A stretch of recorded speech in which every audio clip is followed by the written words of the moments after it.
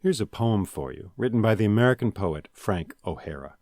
It's called To the Harbormaster. I wanted to be sure to reach you. Though my ship was on the way, it got caught in some moorings. I am always tying up and then deciding to depart. In storms and at sunset, with the metallic coils of the tide around my fathomless arms, I am unable to understand the forms of my vanity, or I am hard a-lee with my Polish rudder in my hand and the sun sinking.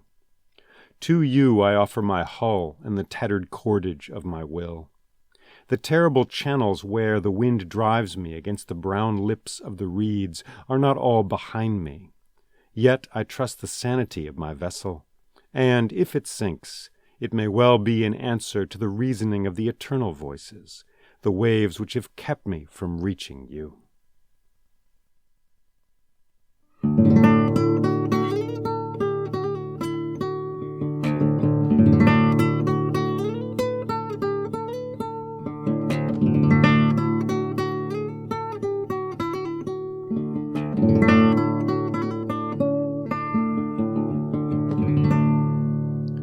Welcome, I am Jay Leeming, and this is the Crane Bag Podcast. Today we're going to consider the work of the American poet Frank O'Hara. Poems that invite us to be in the moment, in the instant, bam, bam, bam, let's go.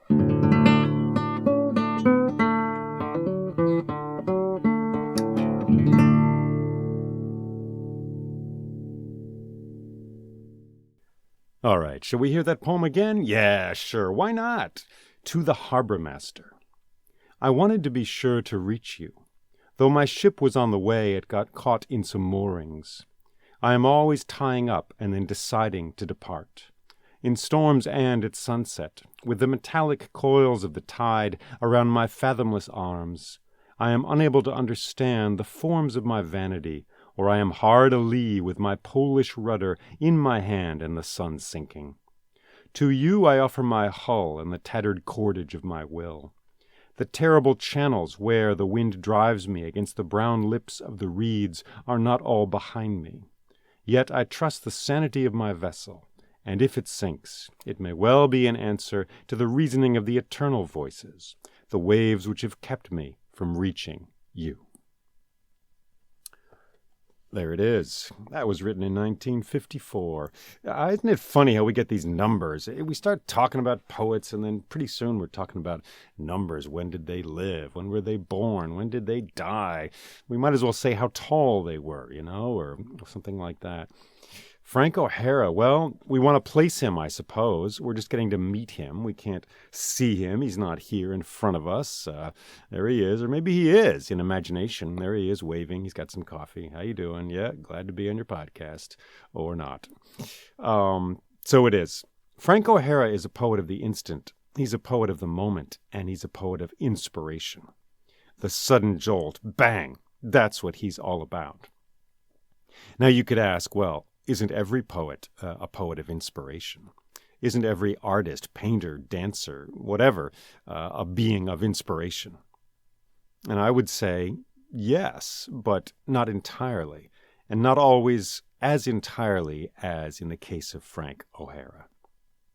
What does the Dalai Lama say, this wonderful quote?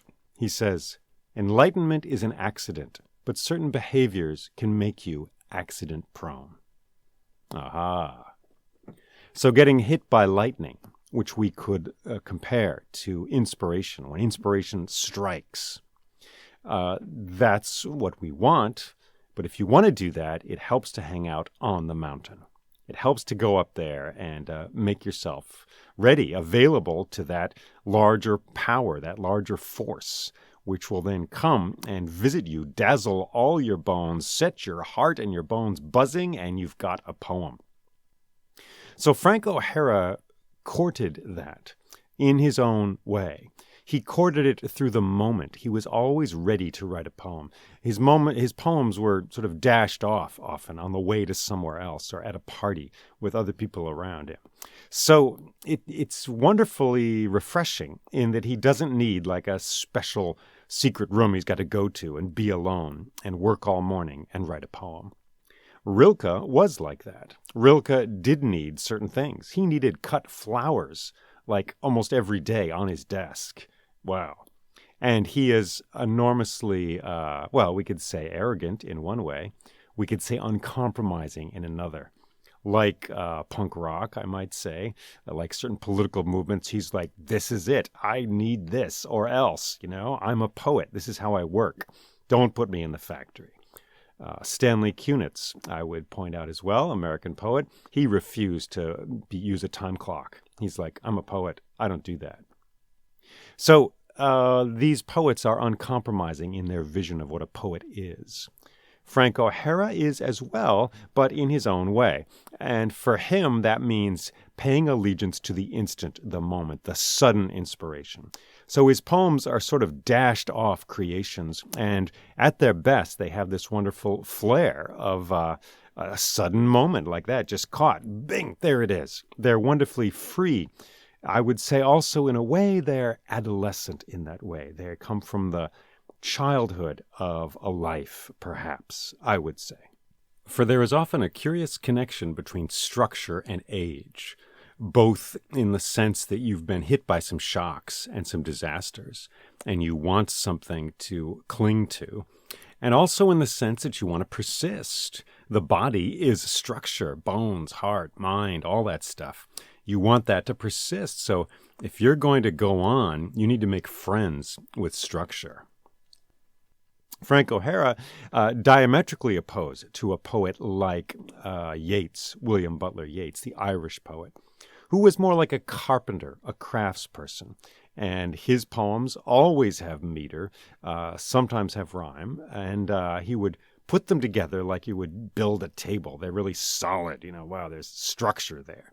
And he would revise and revise, work hard on those poems and work over them until they were just the way he wanted. Frank O'Hara, not like that at all. He's like, voop, here's a poem. You want a poem? Zing, there it is. So this is something to learn from. It is a tool to have in our toolbox. It is a path to follow. And it's not the only path, I would certainly say, but it is a path. And this poem has those qualities. It just seems like he had a moment of genius, and here it is.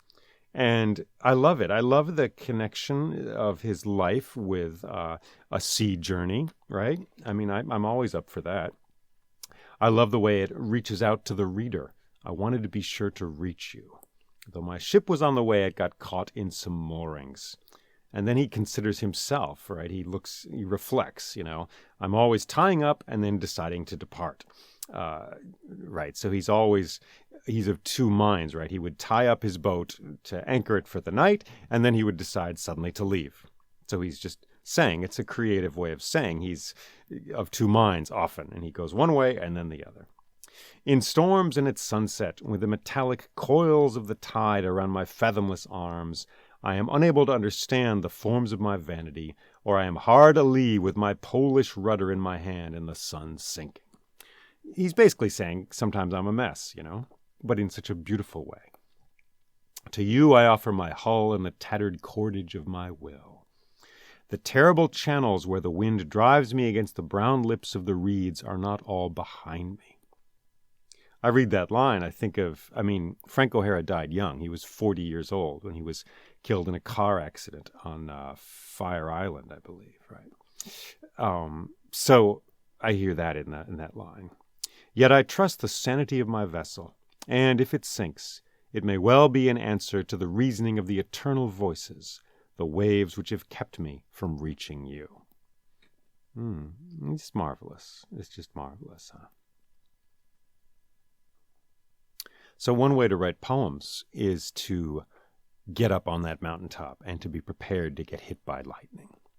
And Frank O'Hara did that by being always ready to write a poem and not having illusions about, not having high standards about what he required to write a poem, which makes you enormously flexible. If you don't need a studio space in Vermont for a week that is completely quiet, if you can write a poem on a subway or in a busy room or at a party, well then, suddenly you have vast amounts of territory open to you that are closed to the one who needs solitude, seclusion, and reflection. Now, he's also a free verse poet, with a few exceptions. All of his work is free verse. He's using the ordinary language we speak, for the most part, with some things thrown in. And in our modern times, in our American way of thinking, I would say, we like that. We like poets who speak to us directly, conversationally, and we distrust form, the kind of forms which Yeats would use. And we tend to think that lightning can't strike if you're using a form. But we need only look at somebody like Rumi to see that that's not the case. Rumi knew the forms so well that inspiration could strike within the form. You know, he knew the poetic forms he was working with so intensely. Very much like a blues performer, guitarist, would know the form of the blues so well. He or she doesn't need to think, oh, okay, now we're going to the G chord, right? They feel it. It's in them so deeply that inspiration can then strike, you know. Frank O'Hara did not do that type of schooling in a form to make himself available to forces like that through form. So as a result, his poems are a free verse. So he's like the rest of us. He's like most of us these days. And so I am not criticizing him for that, but I am just pointing out the limitations of it. And one of those limitations is that you end up writing like you talk, because you've gone to school in talking, in speaking. You've done that your whole life. You know how to talk, and so you write like you talk.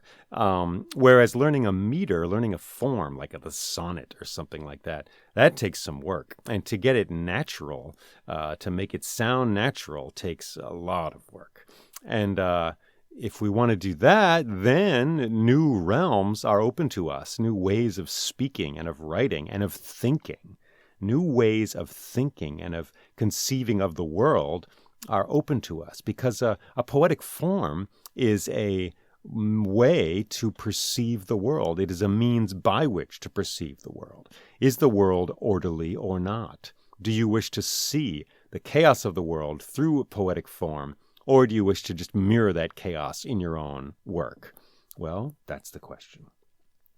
Here is one of his, probably his most famous poem. And he was famous for writing what he called I do this, I do that poems, which are exactly that. He would write down what he did and make a poem out of it. And he had an extraordinary ability to do that. So this poem is called The Day Lady Died. Lady being Billie Holiday, the famous jazz singer. And what else do you need to know? Well, he uses the word John to refer to a bathroom, which is kind of an out-of-date expression, although my dad used it. All right, let's go. The Day Lady Died. It is 12:20 in New York, a Friday, 3 days after Bastille Day. Yes, it is 1959, and I go get a shoe shine, because I will get off the 419 in East Hampton at 7:15, and then go straight to dinner, and I don't know the people who will feed me. I walk up the muggy street beginning to sun, and have a hamburger and a malted, and buy an ugly New World writing to see what the poets in Ghana are doing these days. I go on to the bank, and Miss Stillwagon, first name Linda, I once heard, doesn't even look up my balance for once in her life. And in the Golden Griffin, I get a little Verlaine for Patsy with drawings by Bonnard, although I do think of Hesiod, translation Richard Lattimore, or Brendan Behan's new play, or Les Balcons, or Les Nigres of Genet. But I don't. I stick with Verlaine after practically going to sleep with quandariness. And from Mike, I just stroll into the Park Lane liquor store and ask for a bottle of Strega, and then I go back where I came from, to 6th Avenue, and the tobacconist in the Ziegfeld Theater, and casually ask for a carton of Galoises and a carton of Picayunes, and a New York Post with her face on it. And I'm sweating a lot by now, and thinking of leaning on the John door in the 5 spot, while she whispered a song along the keyboard to Mal Waldron, and everyone and I stopped breathing. There it is. So he's telling us what he did. He's telling us exactly what he did. And why does it matter? Why does it matter at all? Well, it's interesting now. This poem was written in 1959. It's interesting now looking back, there are these moments in history, right? Stores which are no longer there, magazines which are no longer in existence. Interesting to see what he's thinking about, what to buy at the bookstore, Verlaine or Richard Lattimore or Genet. Interesting to see how he lives his life. And then, of course, these moments are important because it's the day Billie Holiday died. They're important to him because he will always remember this. Like people of a certain generation remember where they were when Kennedy was assassinated. Like where you were when 9/11 happened. And so by focusing on the details, which he often does, but here they have a new force because they're all occurring within this sort of spell of the death of Billie Holiday. And it is casual, and that is its strength. Another way to go about this subject would be to write a great ode to Billie Holiday, praising her genius as a singer, saying, she was amazing.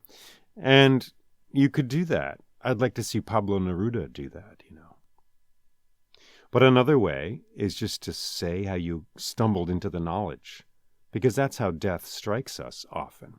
It doesn't come with a great announcement, with thunder in the sky, with preparation. It just strikes us. These days, through an email, through a website, we see it on our phones. In 1959, it was the newspaper. And he's going about his day, and he just buys a paper, and he sees that it has her face on it. And there's a stanza break there. This poem is in basically 4 stanzas. One of them's broken kind of in the middle there. And so the last 4 lines are that realization. I go back where I came from to 6th Avenue and the tobacconist in the Ziegfeld Theater and casually ask for a carton of Galoises and a carton of Picayunes and a New York Post with her face on it. And I am sweating a lot by now and thinking of leaning on the John door in the 5-spot while she whispered a song along the keyboard to Mal Waldron and everyone and I stopped breathing.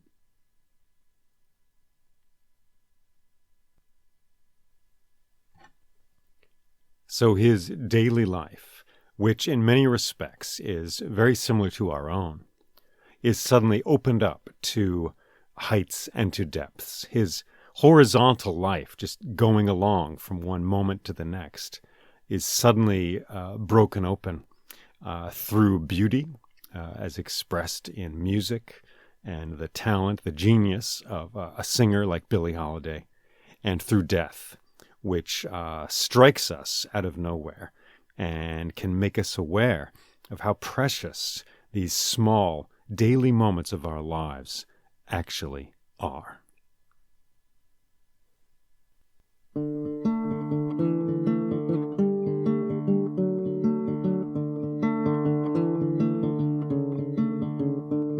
Thank you for listening to this podcast. There are more episodes out there, more episodes to be found on my website, which is jayleeming.com, jayleeming.com. If you are able to support this podcast, please do so. You can do that at patreon.com/storyjl. Thank you for listening, and take care.